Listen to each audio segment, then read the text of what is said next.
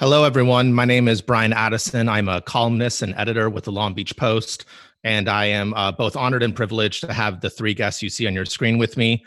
We have Bobby Hernandez, owner and roaster of Recreational Coffee. We have Luis Navarro, chef and owner of Navarro Hospitality Group, which includes Lola's Mexican Cuisine, The Socialist, and Portuguese Bend Distilling. And we have Julian Shrago, owner and brewmaster of the award-winning Beachwood BBQ and Brewing. Welcome, gentlemen, and thank you so much for participating in this conversation.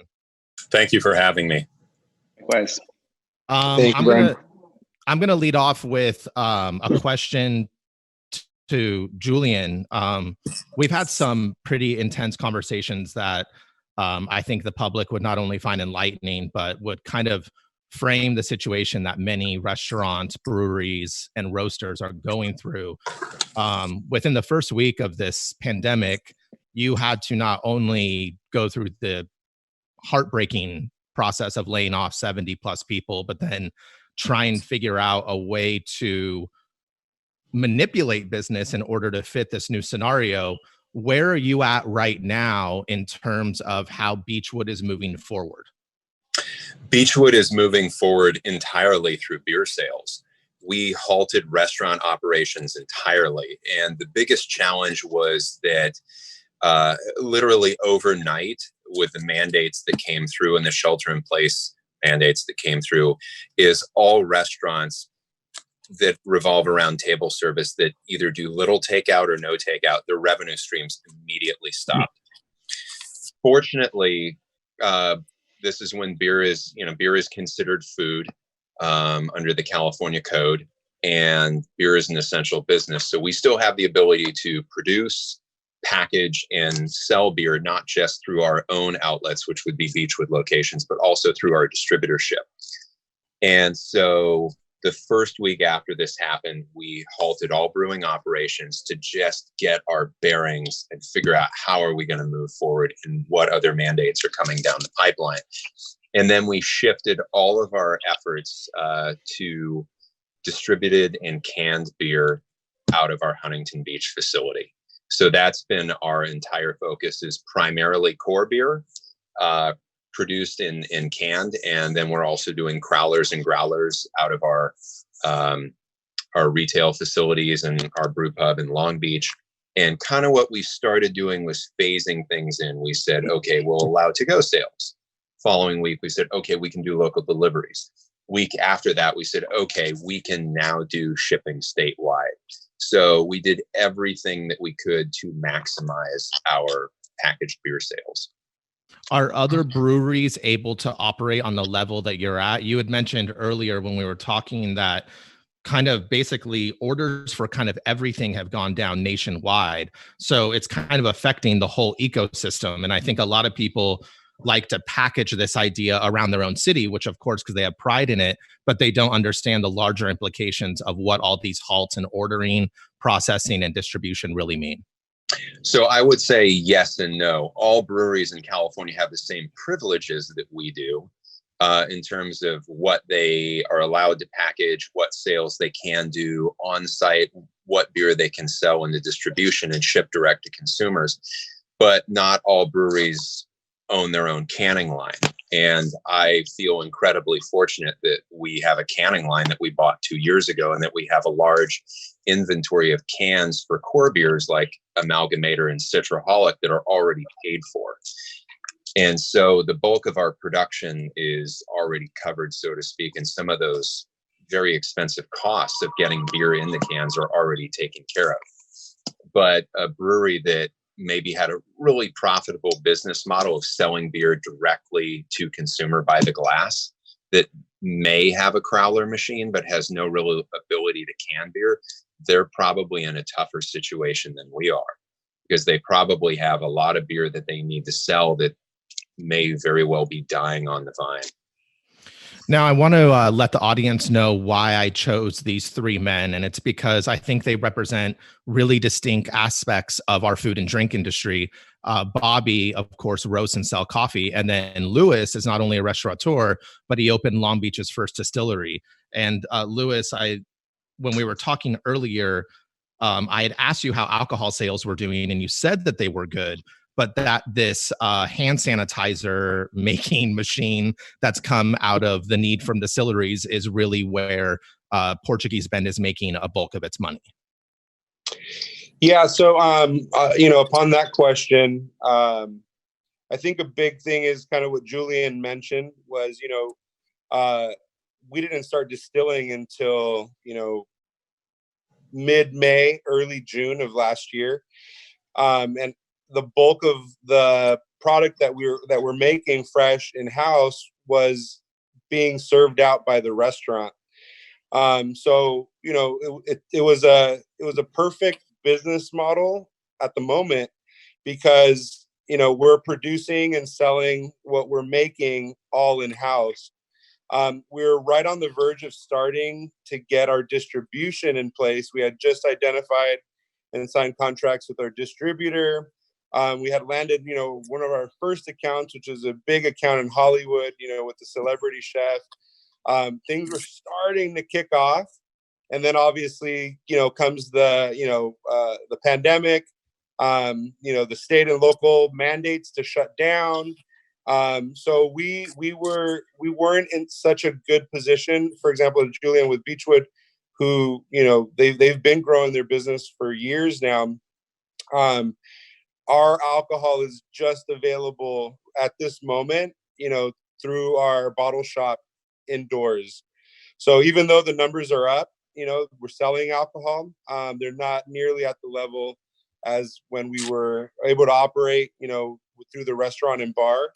And then two, since the fact that we were just starting distribution, but never really got it off the ground before we were kind of grounded, by the mandates. Have the farmers who sell you your grains been affected by this? So that's a slightly different supply chain, but for example, most grain that we use, most grain that American brewers use is grown a little bit in the North Midwest, but mostly in Canada.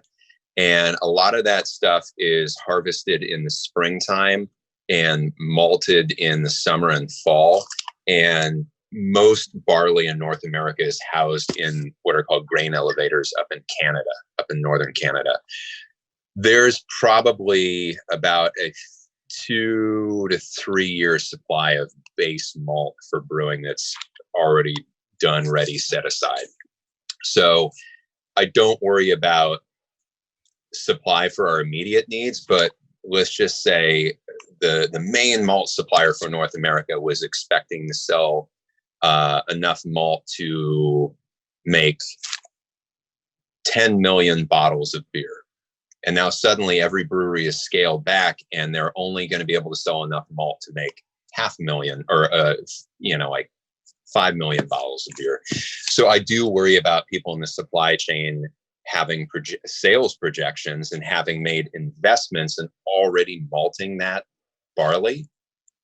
And now they have to sit on it. I don't know what choice they have. I worry about my hop suppliers as well.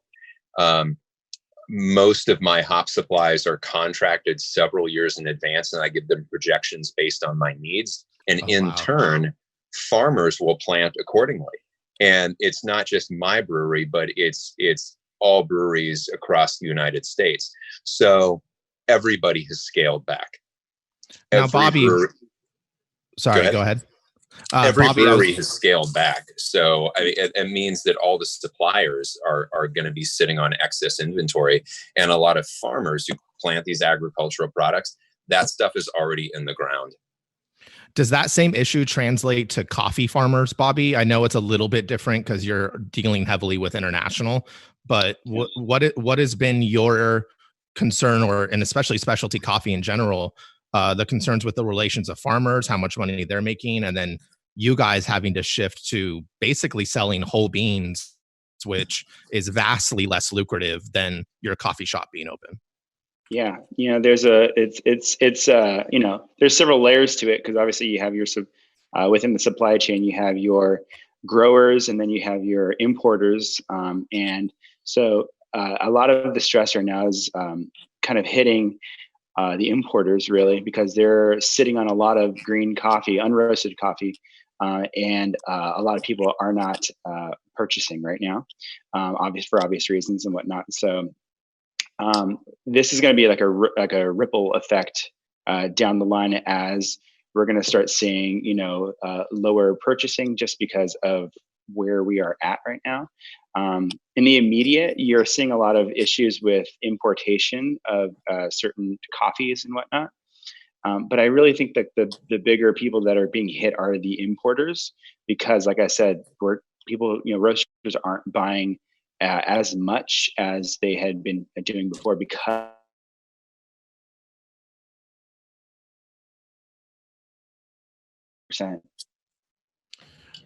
I'm going to direct this one back to you, Bobby, first, and then I would like the other two gentlemen to respond as well, because I think it's on a lot of people's minds.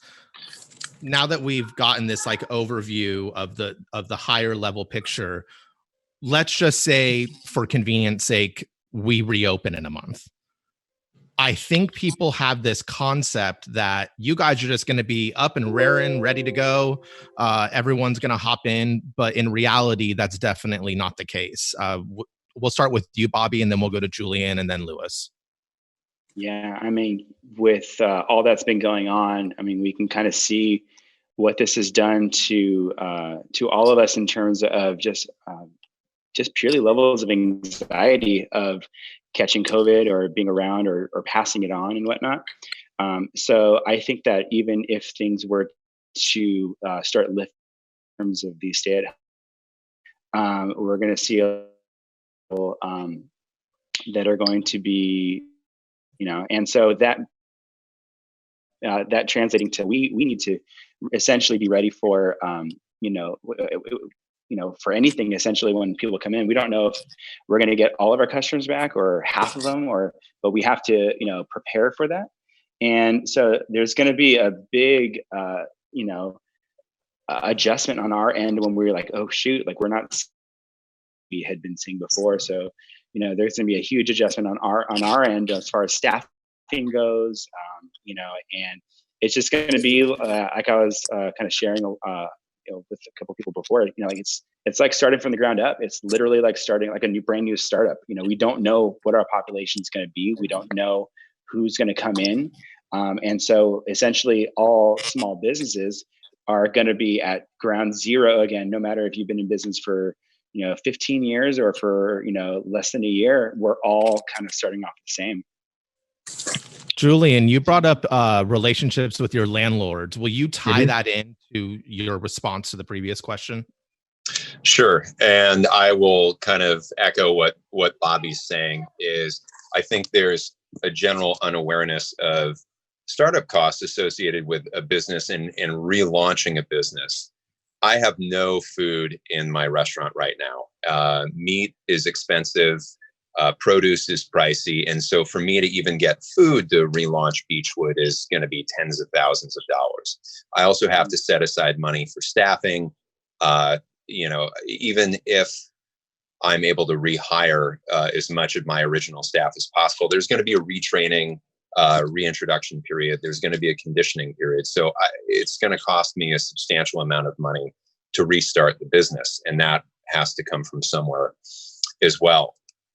But with some of the mandates, the phasing mandates, I will say that Governor Newsom has talked about, social distancing is likely going to be a mandate for a couple months. So when we reopen, we're probably going to be at half capacity at best.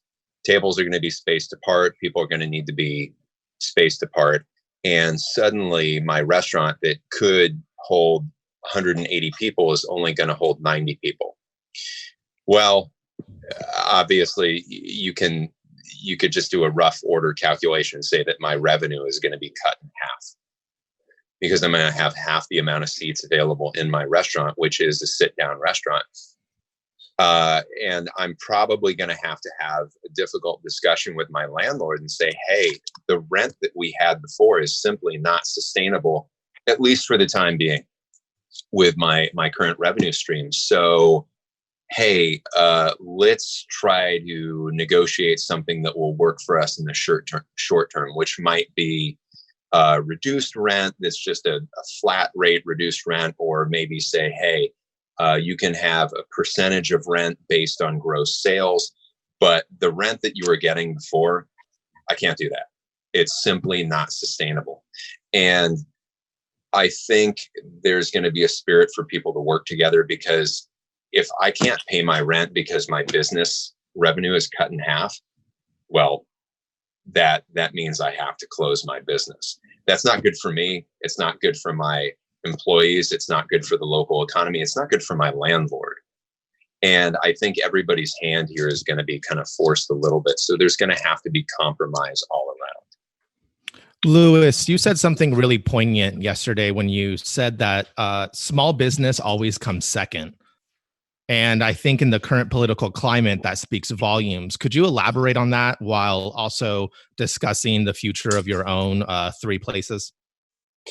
Yeah, I mean, just to be clear, we live in the United States of America, and it is the land of the free and opportunity. I mean, we here as Americans have so much opportunity, and there's the barriers of entry are lower than anywhere around the world. But I think that as a politician, the humanitarian part always comes out first, and the initial want to help goes to the most in need. It goes to the general public, it goes to the employee, it goes to it's always labor. And in my experience, with my 4 restaurants, as much help as we've always had, I feel that small business always is the number 2 afterthought. And it's mind-boggling to me, because small businesses is the engine of America. It's the engine of the local economy. It's the engine of the local community. We get flooded with phone calls, when times are good, donations for this, and can you guys help us there? And, I feel, everybody, not only that's on this conversation that we're having now, but I mean, there's hundreds of small business owners that I could think of right now, Dina at the Long Beach Creamery, and, people who are so vested, and we don't hoard the money that we make. We distribute it back into our communities. And sometimes I do feel like we are always looked at as number 2. I think this is actually the perfect point to pivot. Julian had kind of hinted at it earlier that, well, for one, I loved what Bobby said yesterday to me when he was talking about the quality of things that we have in the city. And that's largely due to the small businesses behind service, food, and drink lately. Part of my career is writing about you guys. And I would say within the past 6-7 years is when we've really begun to see this renaissance of really great food and drink coming into the city. What is it that you would say to the patron to assure them that your presence will be here later? I would simply tell them that we are doing everything that we can to stay alive in this community, because this community is our home, and we feel that we are a permanent part of the fabric. I love Long Beach. I live in Long Beach. I thrive in Long Beach. And I think that the more that people get out and patronize their local businesses, the more they're going to interact with local people. It elevates the entire community, and it increases the strength of that local fabric. I can't stress it enough, because there's a saying that people don't go to the city to live, people go to the city to thrive. And I feel that Long Beach is a thriving community, and we are going to do everything that we can to stick around so that when things do pick up again, we'll be here. But I think there's a little bit of responsibility that's borne by people in the community to support local business. Do you want to play off of that, Bobby? You had some really beautiful points about the reciprocal relationship between a small business and its community, and then the people of that community. Yeah, we do everything that we can to provide products and services for our community.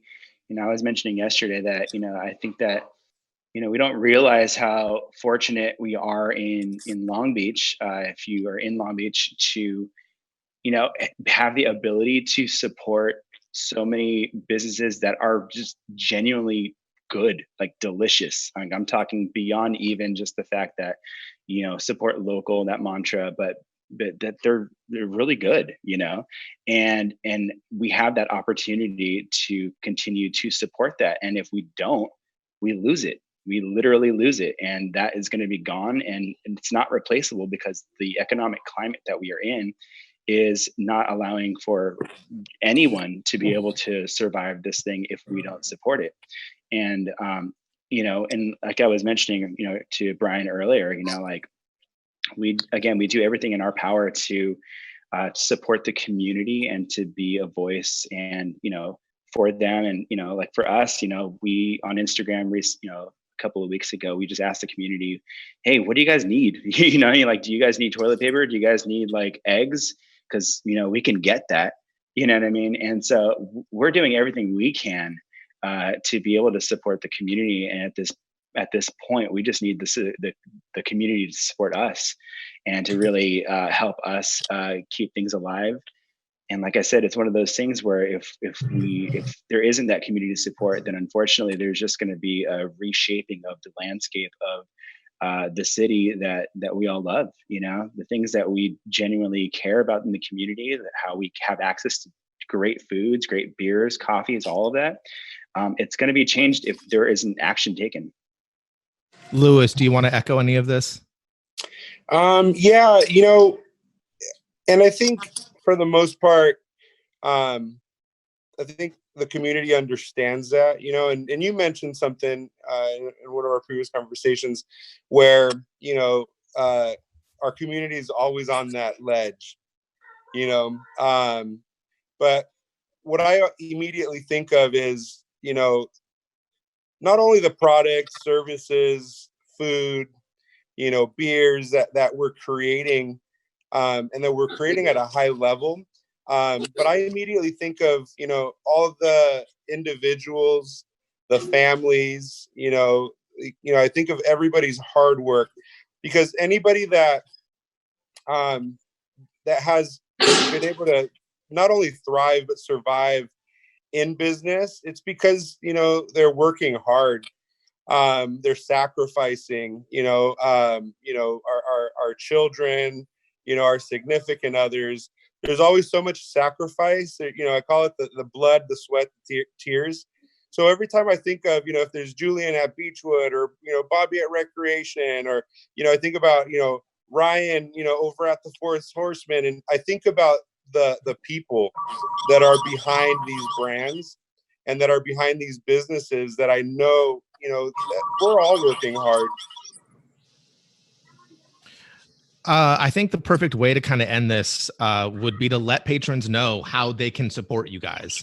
So I want you guys to each tell them, like, directly, is it through, picking up beer at Beachwood? Is it through ordering coffee online from Recreational? What do you think is the best direct advice for patrons right now to continue supporting you guys? Let's start with Bobby, and then we'll go to Julian and end with Luis. Yeah, I think that direct support in any way is going to be able to help us to continue to stay alive. And everything from, like what Brian was mentioning, online coffee sales to if you want to come pick up coffee in the shop and whatnot, all those are available for you. We want to be able to meet the needs of the community, and we don't want to put anyone in harm. So whatever way that we can best help you get coffee that you love and that you enjoy, and that can kind of restore some normalcy to you, that's what we want to do. And so whether that's coffee, delivered to your door, we have that online. If you want coffee that you can just literally just drive up and grab at the door, We have online options for you to pay for it online and whatnot. So, whatever way that you can, that you feel comfortable doing, we have options for you out there. So yeah, in any way possible, please continue to support. And I would echo the same thing. In the short term, order as much Beachwood beer, recreational coffee, and Portuguese Bend spirits as possible. Either if you're comfortable, come pick it up in person. If not, we can deliver it to you, or either locally or through our courier service. And then kind of as the second phase rolls out, where some of these restrictions, shelter in place, are lifted, I would say as much as people are comfortable and adhering to the guidance of the experts, I would say patronize these businesses as much as you can.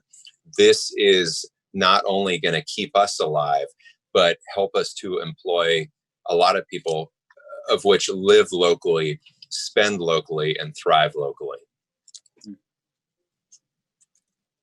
Luis?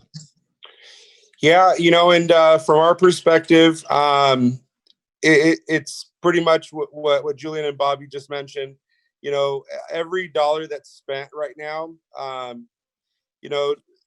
the money's pretty much has stopped, and it's all around the world. So the money that's still moving around is going directly into our employees' pockets. It's going straight into people being able to purchase food, for their families, being able to continue to keep a roof over their head.